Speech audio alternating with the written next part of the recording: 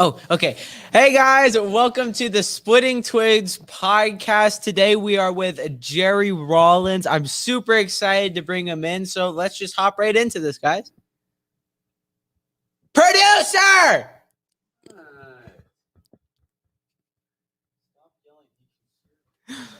You just yelled into Jerry's ears. I'm sorry. Well, there we are. There's you. There's me. Producer. There's we Jerry. go. Oh, that was a process. He's 15 years old and he's learning to do this public speaking thing, Jerry. So we're trying to teach him. Yeah, it's a little difficult sometimes, but sometimes I actually do a good job. So how you doing today, Jerry? Doing well, and it reminds me of my first public speaking appearance in Maple Leaf Gardens the day I signed my contract, and I had never spoken in front of a group before. And of course, there's TV and radio people there, and they stuck microphones in my face, and I basically locked up, froze up, couldn't say anything. So Chase, you're a lot better than me at 15 than I was at 19. Yeah.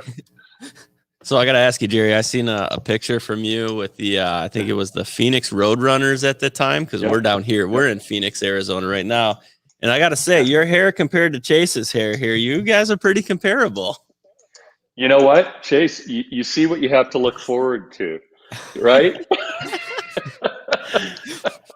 So my wife calls it false advertising because she met me and I had the flow and the big mustache and all the hair going on. And yeah, you could be in the Minnesota Hockey Hair Hall of Fame right now.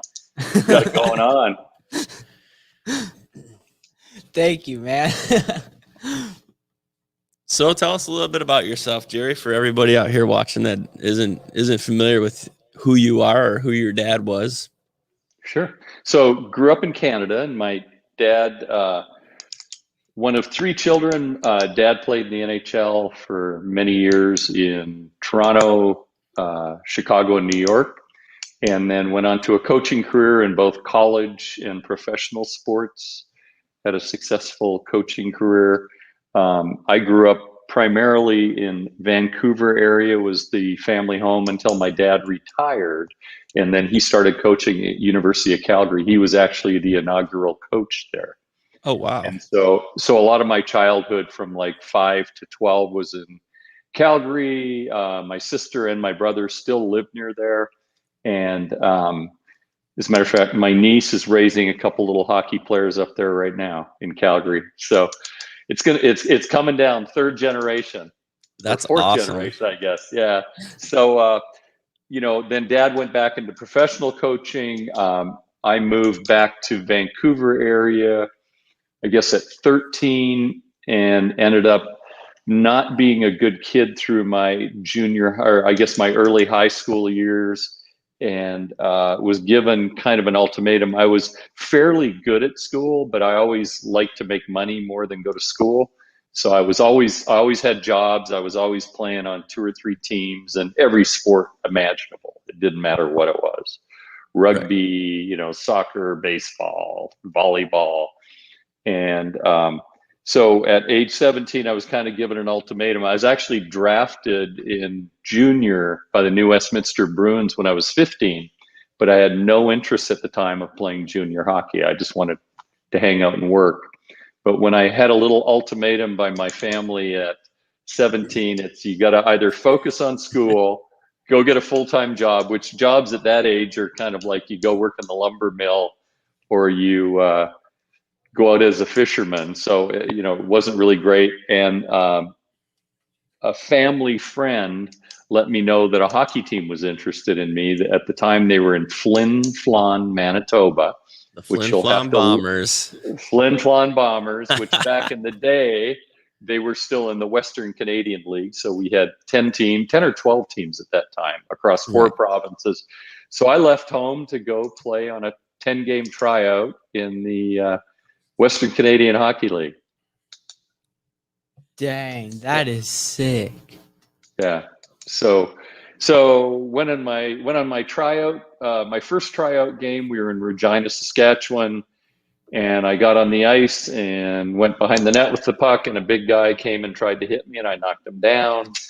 And a little fight ensued, and then another fight on the way to the penalty box, and we got thrown out of the game. And years later, I found out that guy was pretty tough. His name was Clark Gillies. Oh, And wow. Whenever they mention the toughest guys in hockey ever, the top 10, he was also a goal scorer. He's in the Hall of Fame. But he was a man mountain at that age. He was a big guy. Mhm. I was like 170 pounds, and he was 220. So my 10-game tryout was a 1-game tryout, and I made the team that day. Wow. Just from taking on the biggest guy on the team. Yeah, I didn't know who he was, so it was like, who's this guy? And all the players came in the dressing room, were kind of looking at me strange, like, who are you? What are you doing here? This is crazy. Yeah. So that was my 1-game tryout. That's crazy. 10 games to 1 game. Yeah. So there you go. Go after the biggest guy on the ice and make a name for yourself. Yeah. So Yeah. I'm going to ask you, I'm going to go a little bit further back here. Sure. Your dad, Al Rollins, was one hell of a goalie back in the day. Yep. What was it like being the child of a hockey player, being the child of an NHL star, and growing up? What was life like for you at that point? We didn't know who he was at home. Okay. So Okay. I knew my dad, because I was young when he finished playing. I was like 5-6 years old when he finished playing in the NHL, and he continued playing senior hockey back in Alberta, coaching the university team, and he had a company. He owned a company as well, so it was really just part of life. I mean, growing up, we were hanging out with famous people in the summer and the winter, names that you guys would know back in history, but we didn't even know it. I didn't know until I was in my mid-teens really who he was, because I really didn't care. Mm-hmm. I was just a kid, and I didn't care about stuff like that. I was unlike most of the kids that I played sports with. They were probably impressed with it, but I wasn't, nor was and my dad didn't have a big ego, so it was never mentioned. Although, he had a trophy case in our basement downstairs, and there was, like, if you can see behind me there, you see that silver plate behind me? Yep. Yeah. That's the Stanley Cup plate that every player gets from 1951. Oh, wow. My brother has they used to give you didn't get the big trophy, you got a memorialization.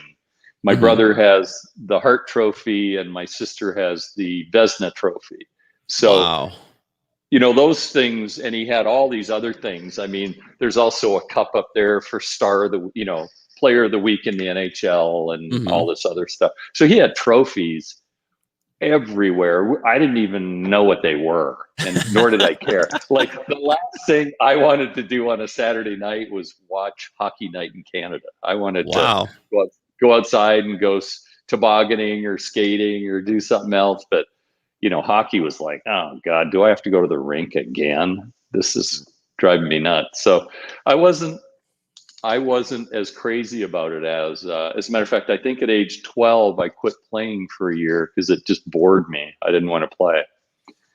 So Unlike probably your whole community, I was not passionate about playing when I was young. It was more just, I was okay. And I hung out and played, but it wasn't, something I was too excited about. But as I went away to play junior, and people started, scouts and players and people that were coaches, they knew my dad. They played with him in many cases or against him. So I started to learn, hey, I guess he's some kind of a big deal. I didn't even know. That's crazy, man. That's really crazy. So, it's probably much like Gordie Howe's kids. I got to know them, and the boys, and they were the same way. They were unaffected. Dad was just dad, right? And when he was at home, he was a good father, and when he was at the rink, he was a coach and a player and that kind of stuff. But we didn't care.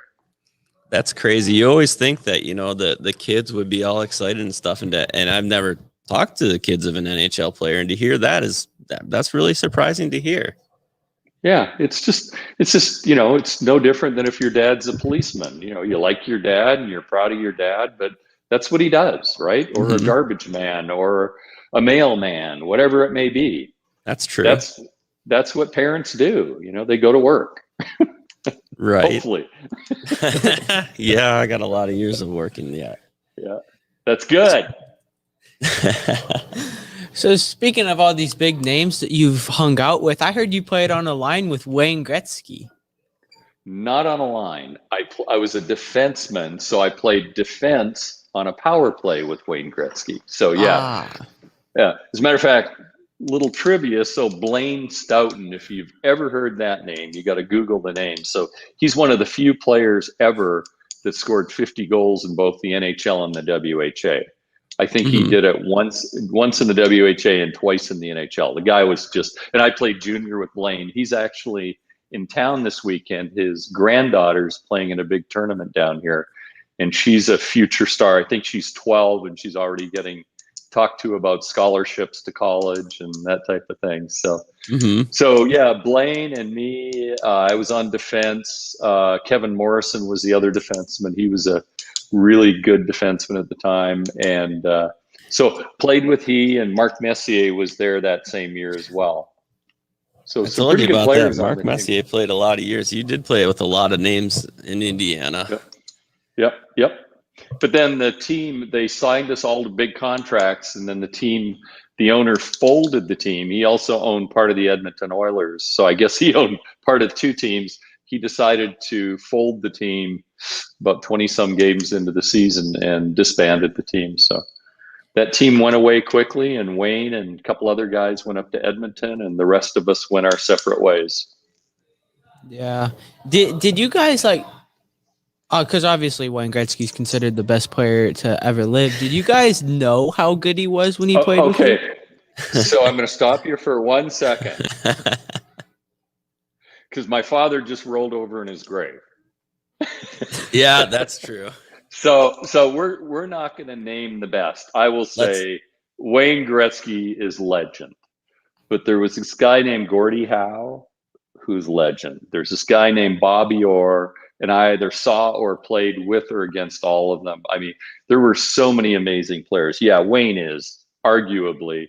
But if you asked Wayne who was the greatest player of all time, the first words out of his mouth are going to be Gordie Howe. Gordie Howe, absolutely. So I respect, that's like when these arguments or debates start about, who was the toughest guy ever? You know what? I got punched by a lot of the toughest guys ever. They were all pretty tough.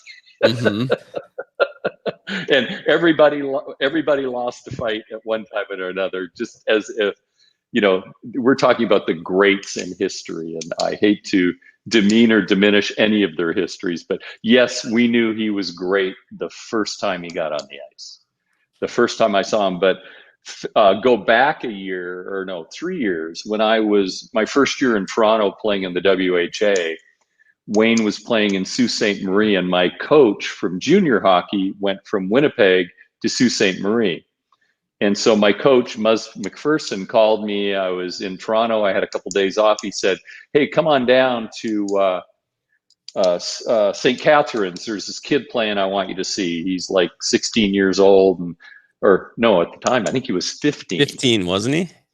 15, yeah. Because I was 20, and I can't remember. I'm 4 or 5 years. And he said, "You got to see this kid." So I drove down and watched the game and went in and met him after the game. And the guy was just amazing how he saw, I look at him like magic, or like Kobe. They just saw the game differently than everybody else on the ice. They just operated at a different level. And Wayne was that way. There's a funny story that Wayne tells in his book, 99 Stories About Me in Training Camp. And Pat Whitey Stapleton was our coach. And he said, "Jerry, I don't want you to hurt him, but I want you to just go out and hit him.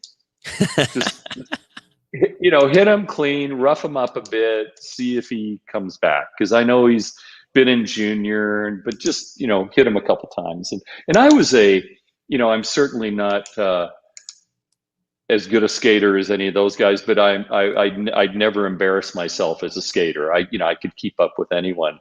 I chased that guy around for like 10 minutes. Every time he was on the ice, I was chasing. And every time I went to hit him, he just knew where I was, and he would just turn, and I'd end up missing him. He was the hardest guy to hit I ever saw, because he just had peripheral vision, unlike many athletes I've ever seen. The only other athlete I saw with peripheral vision like Wayne was a guy by the name of Tony Gwynn, who was one of the greatest baseball players ever.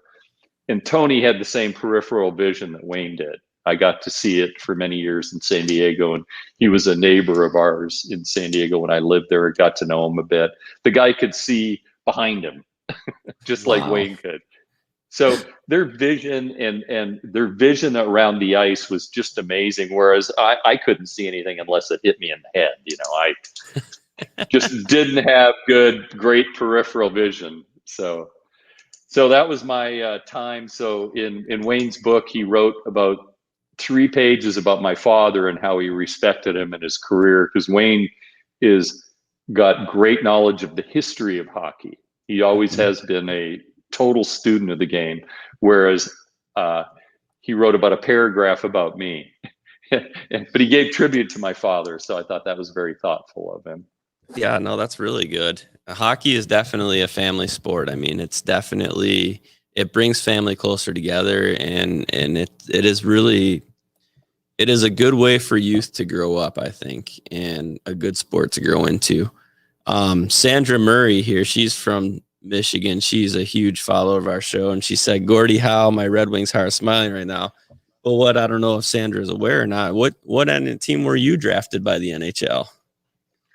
Detroit Red Wings, 2nd round draft pick in 1975. So Toronto Toros and Detroit Red Wings both drafted me in the 2nd round, because a lot of my father's friends were in the Detroit organization at the time that he used to play with, like Alex Delvecchio and Lindsay and all those guys were all around the Detroit organization. So and then years later, my dad played against Gordie, and some history is Gordie won the Hart Trophy a number of times, but he won it one year. My dad came in second. I think it was like 1953. The next year, my dad won it, and Gordie came in second. And then the following year, same thing. My dad. So they were like swapping Hart Trophies every year. The difference is Gordie was winning Stanley Cups every year, and my dad was on a last place team. Yep. So years later, I got to play against Gordie and his 2 sons, Mark and Marty, and it was a thrill and an honor and exciting to play against, the greatest player, one of the greatest players ever. So it was a great thrill to do that. That's incredible. That is incredible. Yeah, that's definitely amazing to hear, because you hear all these stories about all these great players, and to be able to play with them is just a whole different feeling. It is, I was fortunate to play with and against some of the greatest names ever. And, I knew I wasn't as good as them, but I certainly had a lot of respect for those folks. And, on the same team in Toronto, I played with Frank Mahovlich and Paul Henderson and Jim Dory. I mean, these are all-time great players in the history of hockey. And it was an honor to play with them. They're all doing good still. I understand Frank did well in politics as well, which was kind of fun. He was a smart guy, very smart guy. I don't know why he went into politics, but. Well, I'd say, you have a book out, and I would say you are definitely a very, very smart man. And, that's one thing. So how did you, from my understanding, and correct me if I'm wrong, but you basically teach CEOs of companies to be CEOs. Am I misspeaking in that, or is that kind of where you're at? I have an organization that I co-founded, and we advise CEOs on how to be better leaders. So we work with them on every issue they face on a daily basis. But whether you're a leader on your hockey team or a leader in a business, leadership is leadership. And you can learn a lot in sports about leadership. And I was able to transition that into business and felt it helped me. And I was probably a better teammate in business than I was in hockey, because I was always in trouble in hockey and getting thrown out of games. It's hard to be a good teammate when you're sitting in the penalty box. But Chase knows a thing or two about that. Yeah. So, I learned a lot about, what made great leaders. And so, yeah, our organization, we have 100 plus CEOs across Southern California, and now moving out nationally, because I moved to Brentwood, Tennessee about 5 months ago from San Diego, California. And so I'm expanding it kind of throughout this area as well now. That's awesome. And hockey ends for everybody at some point, no matter what age you are. And it's good to see people preparing for that young. Is this what you're in now, and in the leaders, the business practices you're in now? Is this something that you started earlier in life when you were going through your hockey, or was it something that came up after it was done? I'd say, in minor league hockey, when I was in, Pee Wee Bantam, junior, well, at least junior B, I was always like the assistant captain or the captain of the team. But when I inaugurated in the Western Hockey League and became an enforcer, you don't get those roles. You can't be trustworthy. You're not going to end up in junior A with an A or a C on your chest if you're in the penalty box all the time, right?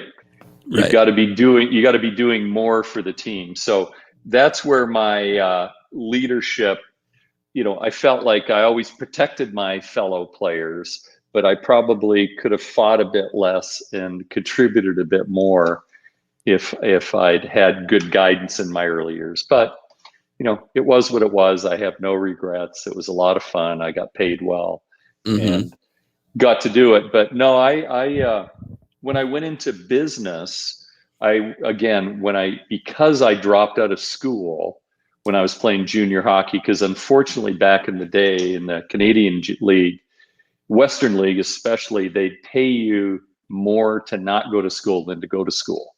Really? And they've now made that not appropriate anymore. I was given an option at like 17. You can make $1,500 a month and go to work for 2 hours a day in the mine and then go to practice, or you can go to school all day and then come to practice and we'll give you 150. The disparity financially was so huge, and I kind of needed the money at the time. So it was a financial decision, which I regretted greatly at a later date. They don't allow that anymore. I think every year you give of service to junior hockey now, they have to help you with a year of college, is what I've heard. And so if I had to do it all over again, I would have gone the college route. And but that's what I would do as my younger self now. Yeah. So I went into business. I took an entry-level job, and the best thing I ever did is I chose a great company for my first job with great leaders, and they trained the heck out of me. And I ended up going from entry level to general manager of that company. We built it and sold it. And from that point forward, they kept promoting me in that company to manager and general manager and all that type of thing. And then my next jobs, every time I joined a company, they'd make me president or CEO and give me ownership in the company. So people, I guess, started believing in me, and because they believed in me, I felt a responsibility to do a good job, and had some success in business. And then I was always part of education. Whenever I had a chance, I joined groups to become a better leader, just like I run now. And I started that in my early 30s. And so I started my own organization to better educate CEOs, because they just don't teach you at Harvard the reality of what goes on in business. You learn good fundamentals there, not belittling Harvard. It's an amazing college. But you don't learn all the issues about how to manage people, how to lead people. They don't teach you that in school. So I became a student of business and had some success. And I work with people today on how to be better leaders. So. That's awesome. That's awesome. Couple questions here. We got one from Anthony, who's he owns Infamous Hockey, one of our sponsors we just teamed up with this week. Do you feel like today's NHL fan base misunderstands the role of enforcers played in the past? And that's, I don't know, Jerry, if you've been really following hockey too much these last few weeks, but Tommy Wilson out in Washington made a big name for himself in the dilemma with the New York Rangers. And as a former enforcer, you know, what is your thoughts on Anthony's question here?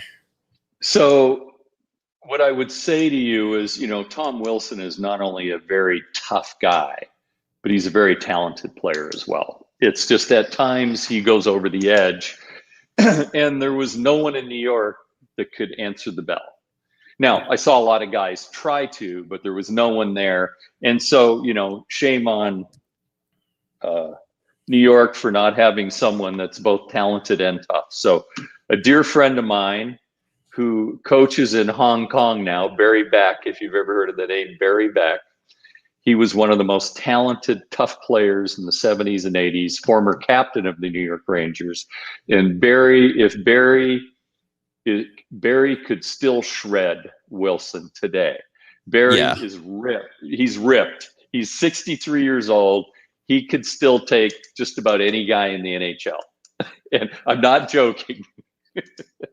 That's so Barry offered to go back for a game and handle things, but I guess we just had Sean McMorrow on too. He played for the Sabres for a year. He was a big time fighter and enforcer, and he said the same thing, like, New York, I'm available. Yeah. So unlike those two guys, I would not offer to go back because I'm too pretty now to get punched in the face anymore. So that is true. So, you definitely got that part down.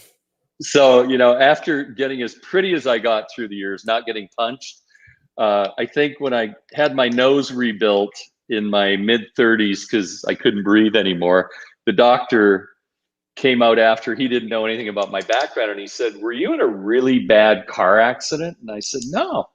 He said, "I counted," and he said, "based on the fractures, I think your nose was broken about 14 times." Oh, wow. And I said, "Yeah," you know, and never even knew it. You know, it just was, it got a bit bloody. I always had a cut over my nose here because I've got a big nose. And every time I got hit with something, I had a big cut. So yeah, it's years later, I would not go back. So I'd let Sean or Barry, but if I was putting money on Mr. Wilson or Mr. Barry Beck, I'd put my dollars on Barry Beck. Yeah, I think the league definitely still should have enforcers. I think that's always going to be a part of the game, and it has to be. Hold up. But here's something that people consider Brad Marchand an enforcer. What are your thoughts on that, Jerry? Brad Marchand is a pest. Exactly. He's an instigator. I don't think he's an enforcer. He's an instigator. Yeah. He's there was a lot of Brad Marchands around, and one of the if I was playing against Brad Marchand, look up the name Dennis Polonich.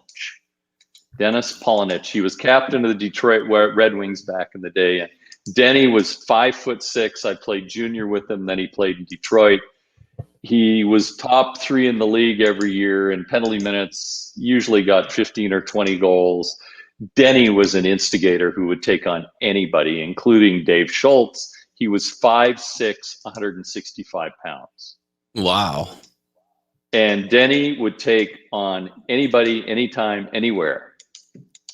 But Denny wasn't a heavyweight, but he also was a tough guy. And, you know, Marchand's a tough guy, but without that skill player who also can enforce, which, you know, there's very few of them left anymore, the league, you will see more injuries, more head injuries, and more stuff like that occurring if you do have some people who kind of get out of line. So having somebody, you know, somebody on the bench, and I don't include myself in the Barry Beck conversation. Barry was both tough and a 20-goal scorer as a defenseman. So he was really, really good, but he could also take on anybody in the league.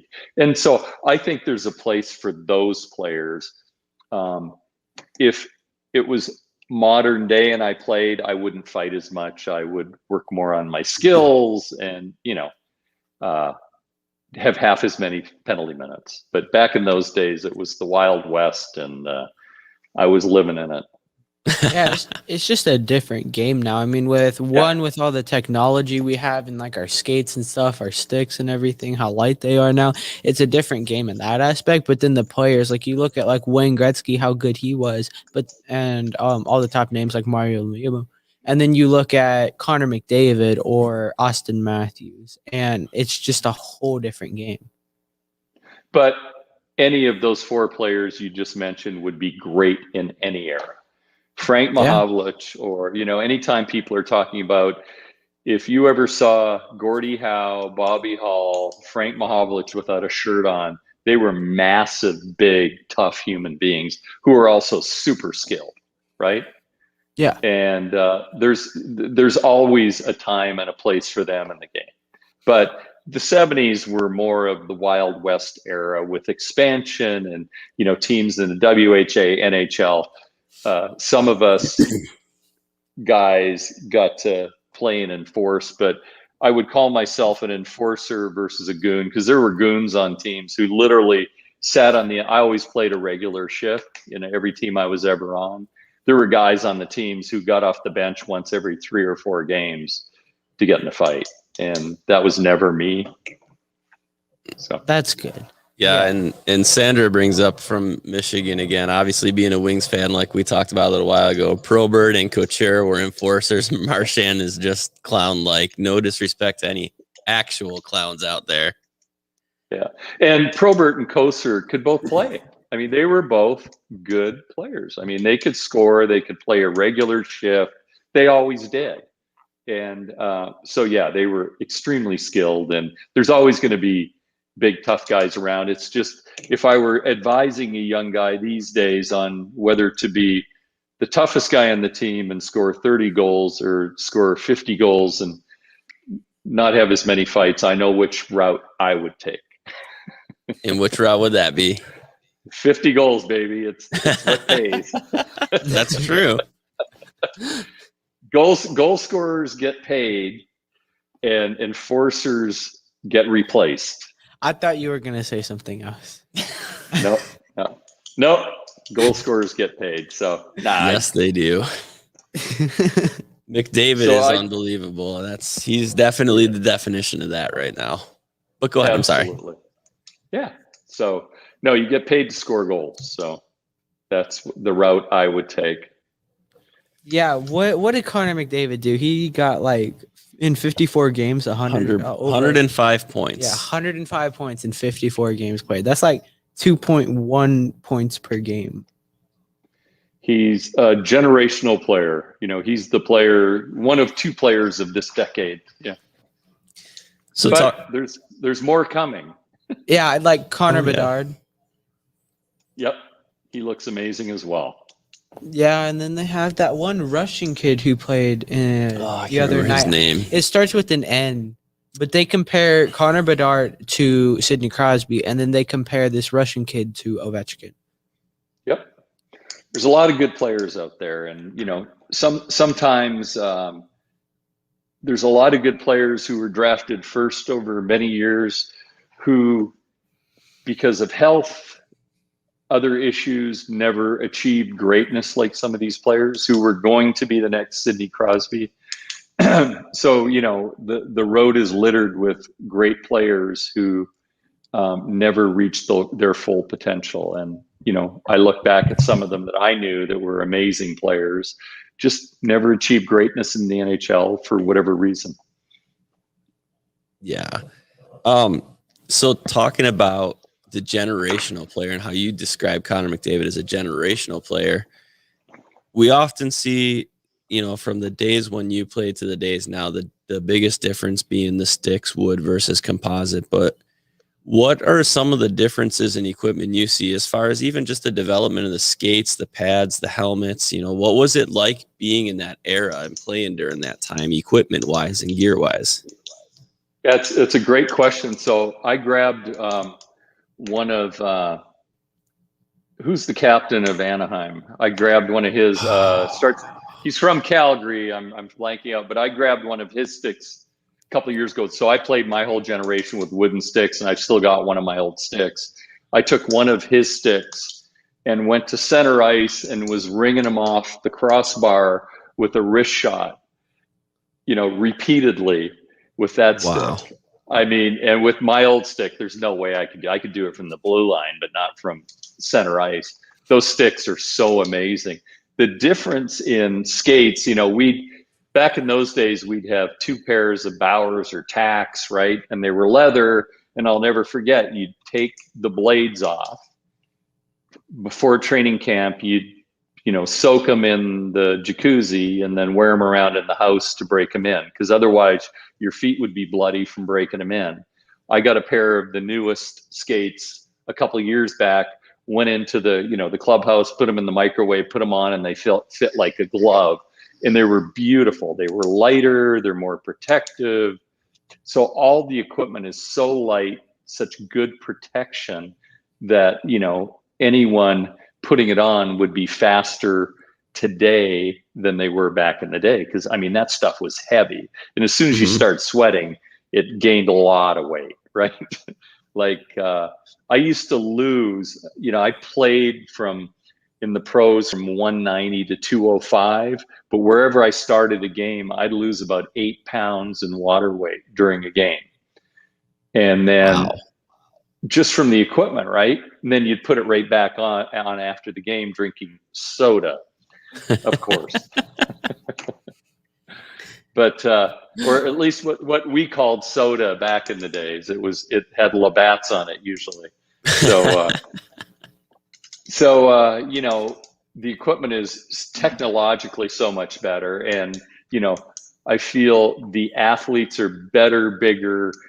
I look at how these players train without mentioning names. There's a couple guys that play in the NHL that live in my neighborhood, and they've been training for this since they were children, unlike us who we didn't really train. Training back in the day, I don't want to admit it's true, but we'd have beers after the game.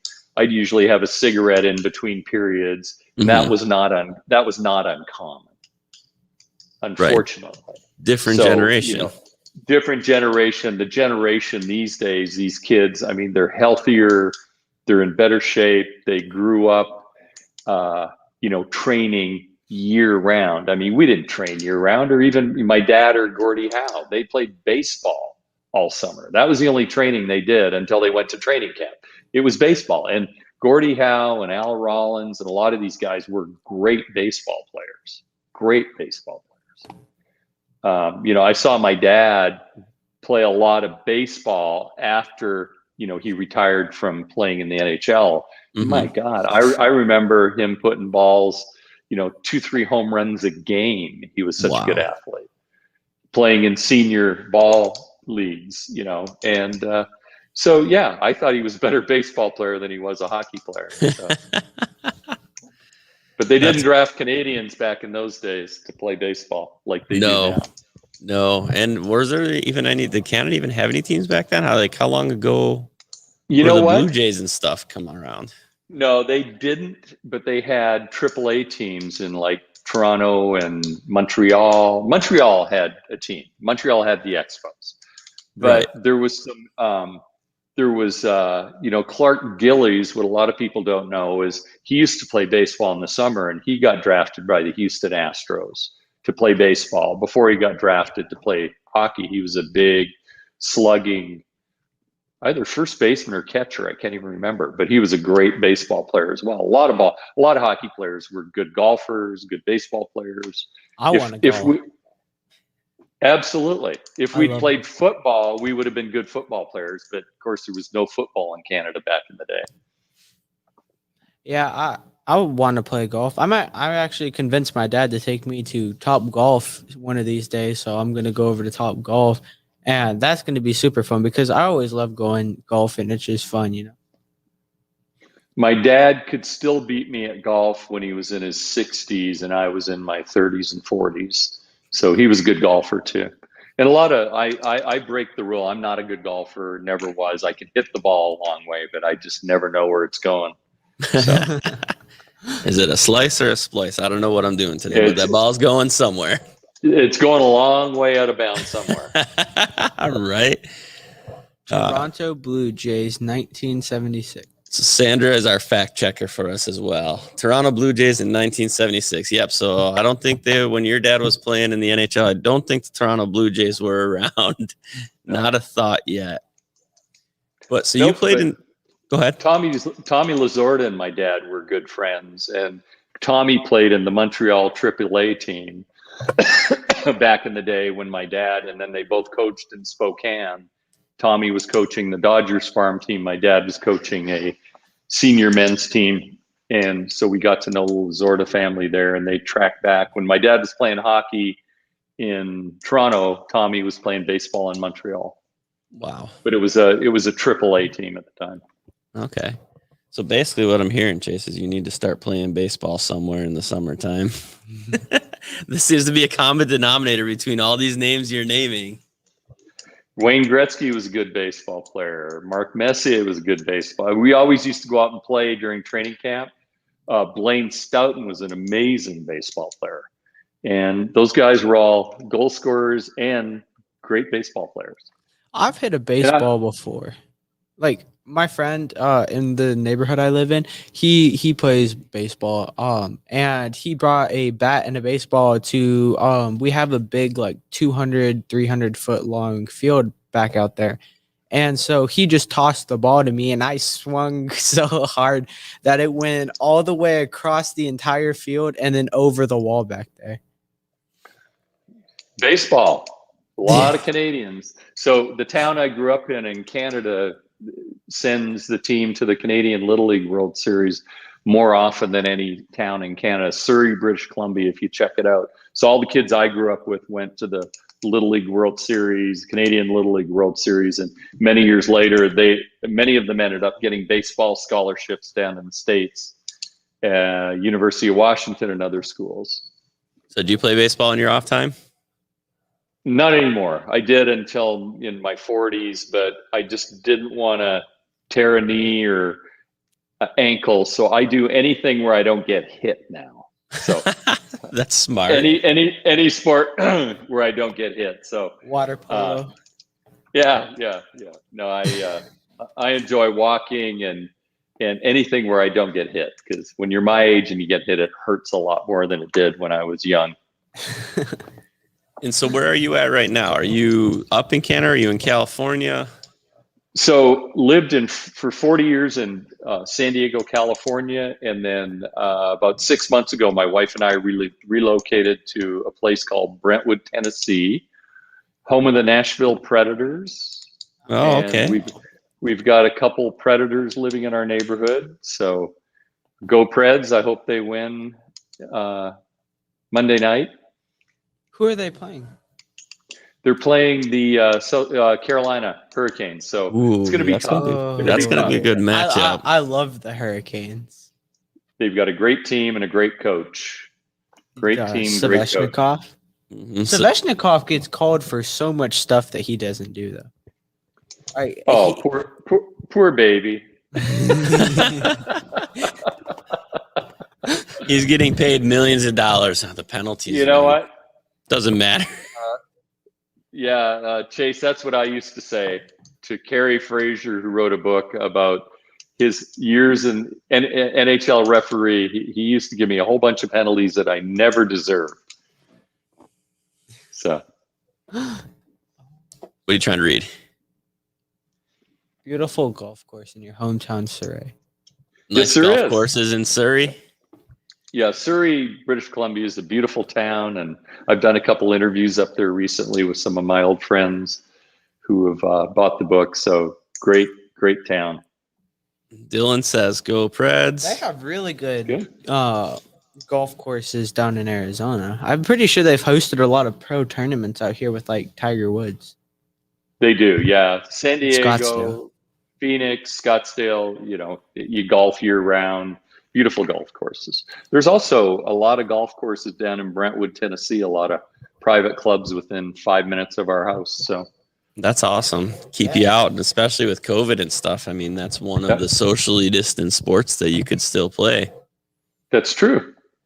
So when you played in Phoenix, how much time did you actually, like, how long did you live in or play in Phoenix for? So I was only, economically, teams were in tough economic times back in the 70s because they were bidding, two leagues were bidding for players like me. So Detroit and Toronto bid against each other, for my services. And so Toronto won the bid, but then they couldn't pay me my second year signing bonus because they ran out of money. Oh, wow. So I went to Phoenix because they could pay me, and they went bankrupt at the end of the year. Oh, wow. But did you actually come down here and play here in Yeah. Phoenix? Oh, yeah. Lived in Phoenix, got married in Phoenix. Really? Actually, my father was the coach of the Phoenix Roadrunners back in the day in the World Hockey League. Oh, And okay. I didn't know that. That year, we didn't make the playoffs, but we had the league MVP. He was one of the first great American players in the NHL WHA, a guy by the name of Robbie Ftorek, who was 5'7", 165 pounds, and he scored over 100 points that year. He was a lot like the gentleman you mentioned earlier for Boston. He was a little agitator. He'd take on anybody. He was super skilled, so I got in a lot of fights that Robbie started that year. But you finished them, right? I did my best. Yeah. Robbie would take on anybody, but when they were 6'3", 220 pounds, I decided I would dance with them instead of Robbie. So. Yeah, you don't want him to die. Nope, certainly not. So another difference too, and it's kind of a hot topic in the NHL and especially amongst youth hockey right now, is a lot of hazing and bullying and stuff in the locker room. Is that something that's always been around? Was it worse then, or do you think it's worse now, or how was that experience during that time period compared to now? It was bad. It was really bad back in the day. And I won't tell you, but I had a person very close to me who was a super talented hockey player who went away to play hockey and got hazed so bad because of their relationship with me that he quit, never played again. That's sad. And I guess I didn't get hazed. There was some really bad traditions when I went to Flin Flon to play hockey that I didn't think were appropriate.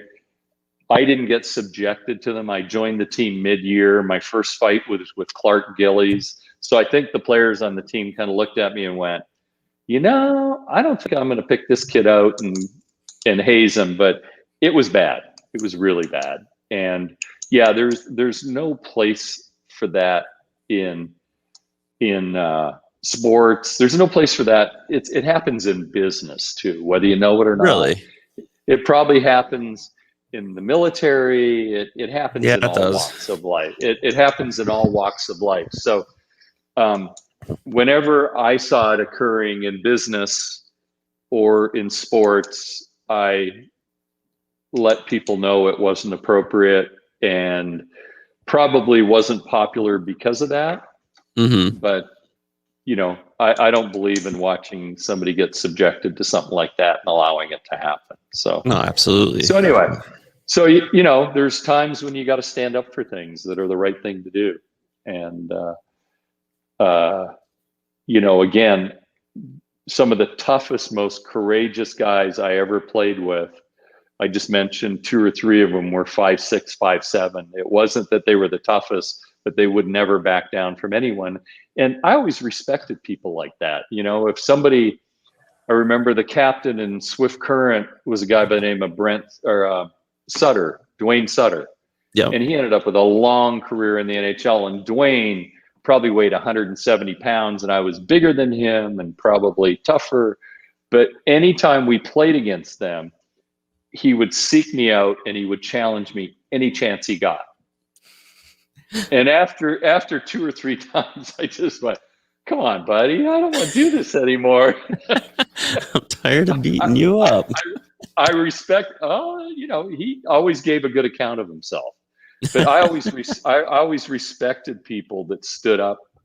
I always tried to, in my career, go pound for pound or in an equivalent weight group or size group. But there was some guys that just, wouldn't accept that and wanted to take you on to prove themselves. And, I respected them for that. Absolutely. Yeah, it's hockey. Like I said, the conversation we talked about a little bit ago, I think that enforcers definitely still need to be around. And you made a good point, though, when you talk about the instigators being almost as important as the enforcers, because they're the ones that are going to draw the penalties and give you that advantage in the game. Yep. And, some of them go a bit overboard, like the aforementioned. Some go a bit overboard, but, that is what they do and that's who they are. So, they're never going to change. Now that Chase said that, I got to ask, Jerry, have you ever been licked on the ice by an opposing player in the face? Licked? No, but I've had people try to gouge my eyes out. Really? I've had people try to rip my nose off. I've had people try to bite my fingers off. Yeah. What? His face. Somebody tried to bite your finger off? Yeah. With gloves on? No, there was no gloves on. He was underneath me. I'd beaten him 3 times in 3 fights, and he tried to bite my finger off. And You're speechless. You got nothing for that, huh? Okay, then. Yeah. So there was some rough characters back in the day. That'd be a totally different. Who were a bit unhinged in many cases. So yeah. I mean, trying to rip somebody's nose off, you kind of have to be a little out there. Yep. That's crazy. I saw some gruesome things happen back in the day that, now those kind of people always got paid back. You couldn't do that kind of stuff and get away with it. There was always somebody like Probert or Semenko or, you fill in the blank that would bring justice. Yeah. Yeah. The problem is these days, sometimes there's no justice. And so innocent people get hurt. Yeah. Like didn't Tom Wilson hit a guy in the head with a helmet?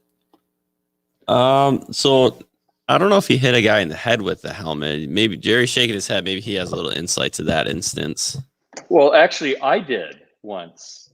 The person who tried to bite my finger off, I had his helmet in my other hand and his head accidentally hit his helmet. So he released my finger so he didn't bite my pinky finger off. So accidentally, it was an accident. Somehow his helmet hit his head and accidentally. Accidentally.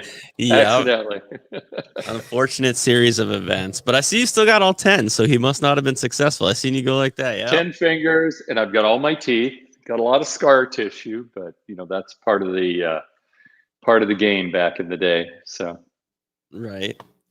So you've also, not only were you a pro hockey player, you didn't make it through school. You are very, very successful right now, but you have another item on your resume. You're also an author, right? Yes, sir. Yes, so sir. Why don't you tell us a little bit about that? And maybe if you have a copy to hold up there for everybody, tell them where they can get a copy of it at. Oh, sure. Oh, boy. Oh, I caught you off guard. So they can get it on Amazon or at Barnes & Noble. And it's available in hardback, paperback, audio, or electronic. And Amazon.com, just type in my name, or barnesandnoble.com, and they can buy it. And I wrote it because for many years, I was always, even though I'm a high school dropout, I started reading really early in my life. My mother taught me to read before I went to kindergarten. I love reading. When we used to go on road trips, I'd read 2 or 3 books anytime we went on a road trip. Just loved reading. And I have good comprehension. So if I read something and see it, I retain it. Mm-hmm. So I always read a lot. And when I went into business, I found it was valuable to not only read, but to take notes. When I learned something, I started taking notes. So when people started asking me to advise in business, I never wanted anybody to think I had all the answers or I was the greatest businessman ever, because it's simply not true. There's always, just like I was never the best goal scorer or the toughest guy in the world, I wasn't the best businessman, but I was pretty good. Mm-hmm. So I started taking notes, and I learned that there was patterns for everything. No matter what situation you face, it's happened before. And so by taking these notes through the years, anytime somebody would call me for advice, I would tell them 1 of 3 things. The first thing I'd ask them is, if you hadn't called me, what would you do? I want to know what their solution is first. And not only one, I make them bring 2 solutions. Mm-hmm. If they come to see me after the first time, they know if they don't come with 2 solutions, don't bother calling me. Number 2, I would offer them any suggestions I had, but oftentimes it would be, I'm going to send you something to read. After you read it, we'll talk. And it was some of my notes through the years on situations that had occurred just like that. Mm-hmm. So, or I'd say, you know what, I don't have the answer on that, but let me have you call this person. I have somebody who's really good at that can assist you. So by writing all these things down, I compiled them, put them in a book, and I was writing this book for like 20 years, and people asked me, friends of mine kept saying, you need to write a book, you need to write a book. So finally I went, okay. In 1999, I wrote down that I was going to lose 30 pounds. I was going to quit drinking because I was a social beer drinker. Mm-hmm. And I was going to write a book, and I did all 3. Wow. So my original playing weight from when I was 20 years old, I'm 195 pounds. I wrote a book and quit drinking just because I didn't see any value in it. Just like I quit, even though I smoked when I was young, I quit smoking because it was stupid. So no value in beer, no value in cigarettes, didn't bring any positive aspects to my life. So I quit doing them and wrote the book, and it's been well received and sold pretty well. And that's how you guys found me. Absolutely. Yeah. I'm not all the way through it yet, but when you talked about that, I always do it in 3 steps, and I always ask them to come with a solution. I remember reading that part of it. So I'm getting there, but I didn't know it was at Barnes and Nobles. We have one down the street. Yep. So I'm probably going to go find the hard copy, because sitting there staring at my phone. You'll have to order it through Barnes and Noble. Okay. Because you can have it a day later through Amazon or Barnes and Noble. If you go to the bookstore, they probably don't stock it. Okay. Well, they may surprise me. Chances are, I don't know. Depends. Some cities they do, but I would not say everywhere. But right. So it was fun, and it was a good discipline to sit down and put things in one place. And I like to learn things. So I've got a couple more things on my list I'm going to do over the next couple of years. And one of them is, there's one goaltender in the NHL that's ever won the Vezina, the Hart, and the Stanley Cup who's never been introduced to the Hockey Hall of Fame. And that's my father. So I'm going to try and do a writing campaign to try and get him put on the list for one of the future honors. That would be awesome. And he is definitely well deserving of that when you hear his story and read about him. Yeah. All my friends that are the big writers at the Hockey Hall of Fame, I've got 4 or 5 friends, they all think he should be in, but you have to be a non-Hockey Hall of Fame writer. Somebody has to submit the name. And I just haven't had time until the last couple of years to think about doing it. So I'll do that someday. That would be incredible. And I know you'd be very, very proud. That would be awesome. Yep. So that's a lot of good stuff to hear. So finally, I'll kind of wrap it up with a guy who's been through basically just about every scenario you can think of. What would your advice be to younger hockey players coming up and trying to take the right path, both during their hockey and then set up for life after? So balance your life. So in other words, you can't do everything. So if you want to, like when I was a teenager, I wanted to work and play hockey and make money, and school took a back seat. I'd say if I had it to do all over again, I'd make sure I had good grades so I'd get a scholarship, and I would go the scholarship route, at least get an education and play for 4 years in college, or even fewer years, but get the education, because you can always fall back on that as compared to, and I see a lot of even good junior players now. I'll tell you, a fellow, unfortunately, one of my former teammates just died the other day at 65. Oh, I'm sorry to hear And that. if he was born 20 years later, he would have played in the NHL for 10 years. He was like 5'7", 160 pounds. He scored, I think, 200 points in his final year of junior in the Quebec League. Wow. But at the time he came along in the he was drafted same year I was. But he played a couple years in the WHA, but he went back to college, became a doctor, and a very successful doctor in Montreal. His name was Jean-Luc Phaneuf. And you can Google his name. It starts with a Phaneuf. Unfortunately, he just died this last week, but I went, wow, what an amazing guy to be one of the best hockey players in the world. Just he was before his time because he was too small at the time. And he became a doctor. I mean, what an honorable thing to do, and lived a great life. Yeah. So it doesn't matter what you do, just, use the time in hockey to have fun, be the first one to practice and the last one to leave, and then go home and study, because you're never going to die from hard work. You don't need to sleep 18 hours a day when you're 14, 15, 16 years old. Go to school. Absolutely. And Sandra, last comment is thank you for your insight and emphasizing the importance of education. The player education package rules need to change to ensure that major junior players get to complete their education once hockey is over. I fully agree with that.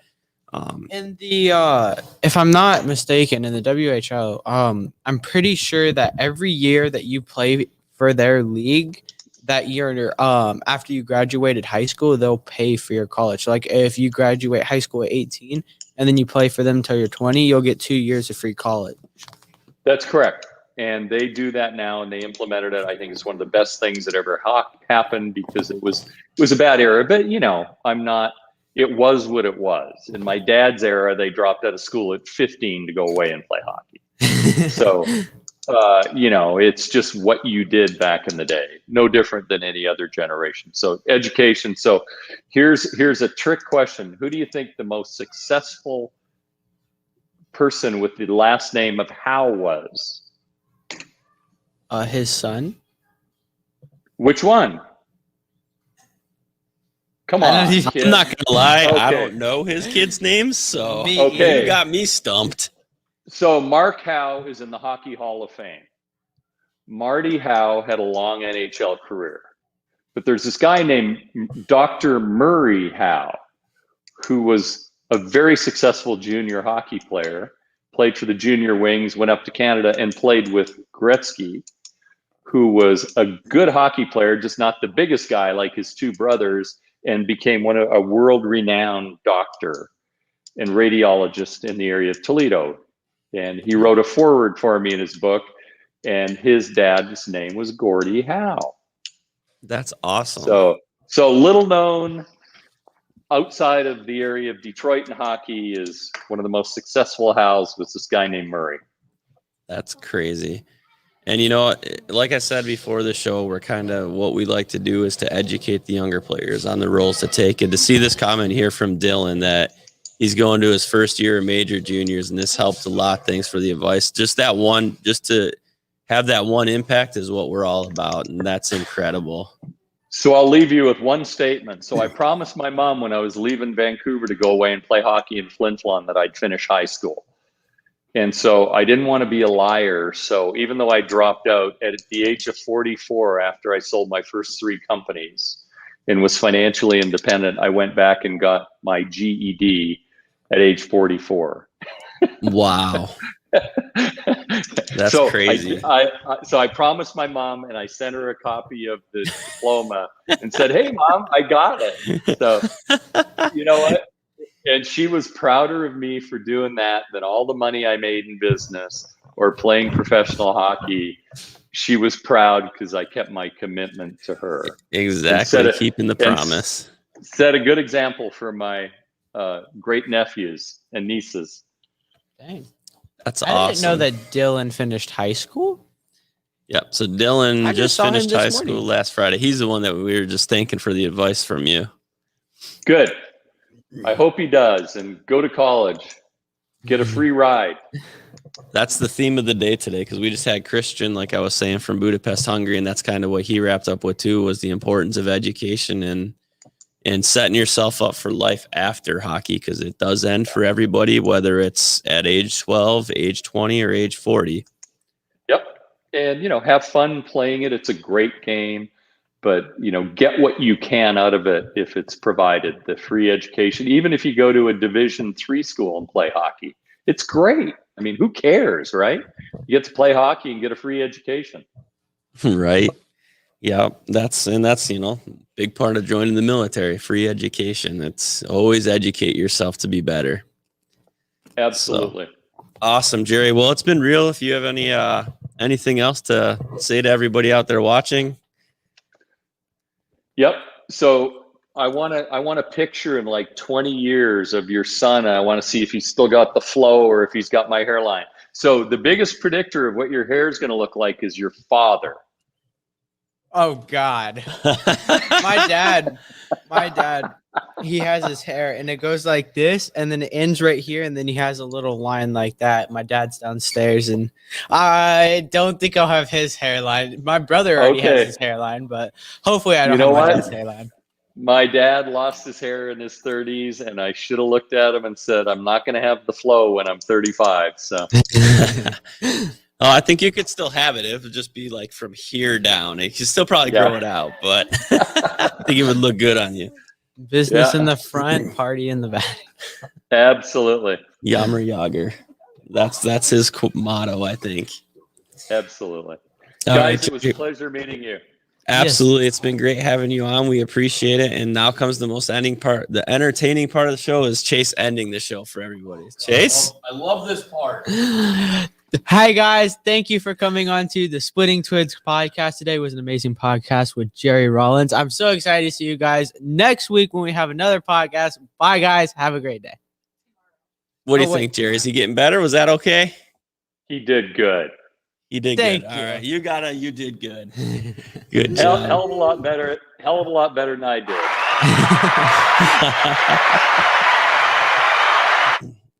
Awesome. All right, Jerry. Well, thanks for joining us. Everybody out there in the YouTube and Facebook and Twitch world, we appreciate you tuning in and commenting, and we'll see you next